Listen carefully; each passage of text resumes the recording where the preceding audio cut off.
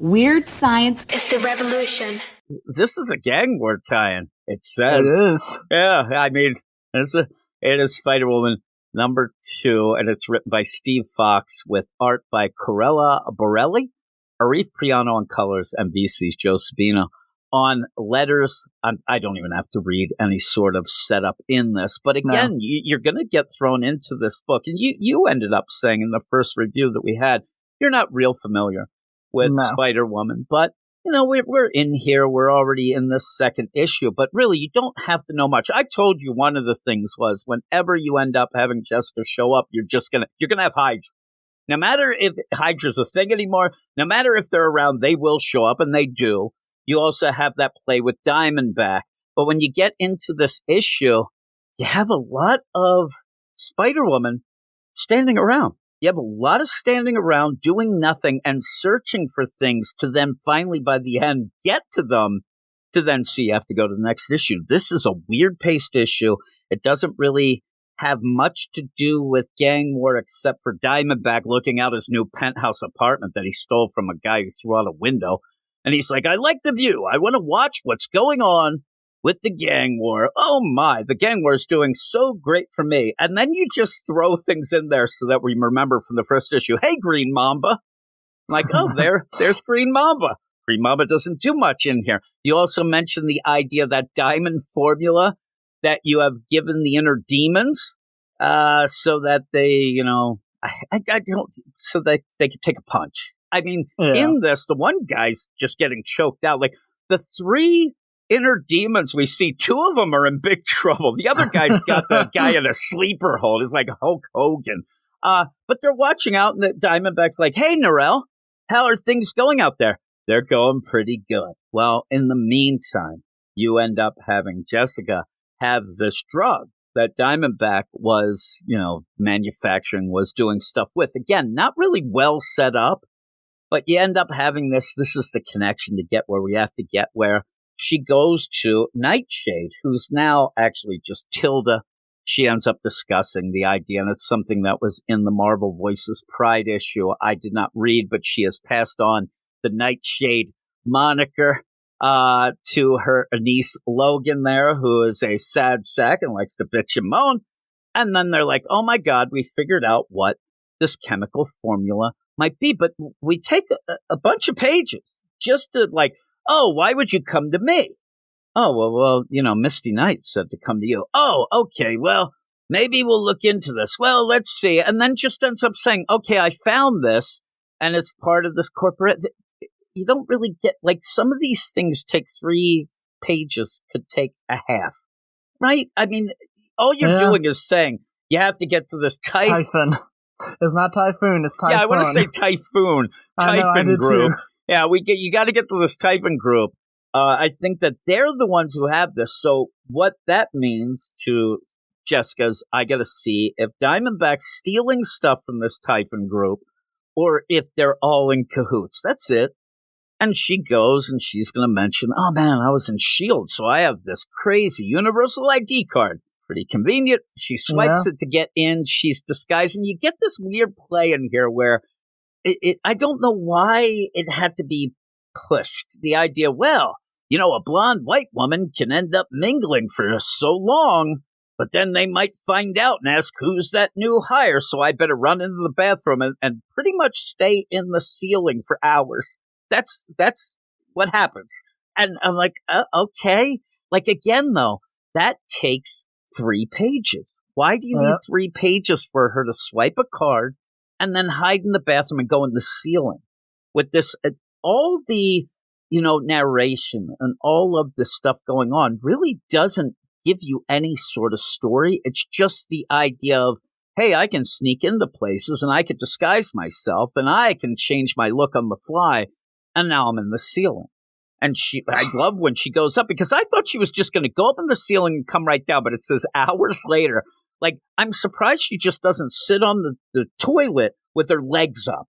Like, that's all it is. Like, she's hiding. And, I mean, she comes out. That poor janitor, he almost got his. He was leaving. She comes out fully dressed as Spider-Woman, which, again, do you need to do that? I guess you want to in the book, but she ends up also when there's surveillance cameras. Oh, thank God I have that personal surveillance jammer. Boom, nothing there. So she moves by those.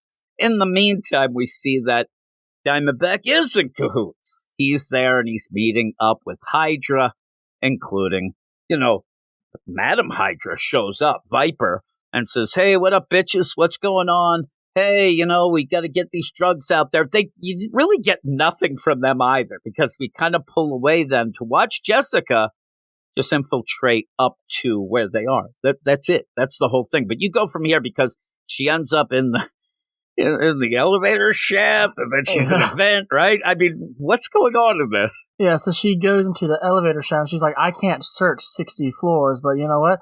I need to go and see where people don't usually go. And so she's going up the elevator shaft, and apparently she says something about I looked at the blueprints for this thing, and this doesn't seem to be on the blueprint, so let me see what it is. And while she's doing that, she even trips an alarm, which, how did she not see that green laser climbing up? She climbs up over it.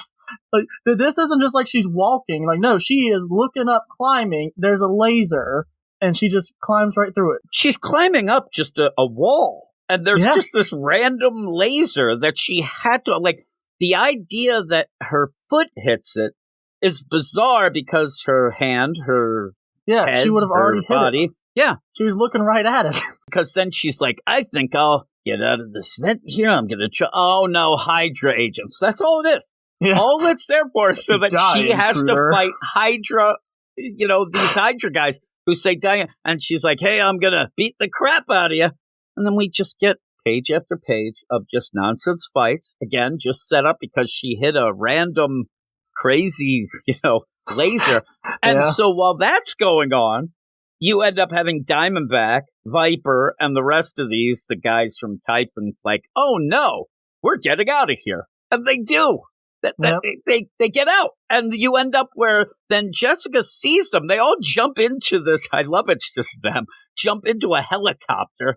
They're going to fly away. She's like, not on my watch. And she jumps through, smashes through a window, grabs onto the feet there of the helicopter and starts yelling, what are Hydra doing with drugs in New York? And they're like, get out of here. What did you, and then starts yelling, what did you do with my son?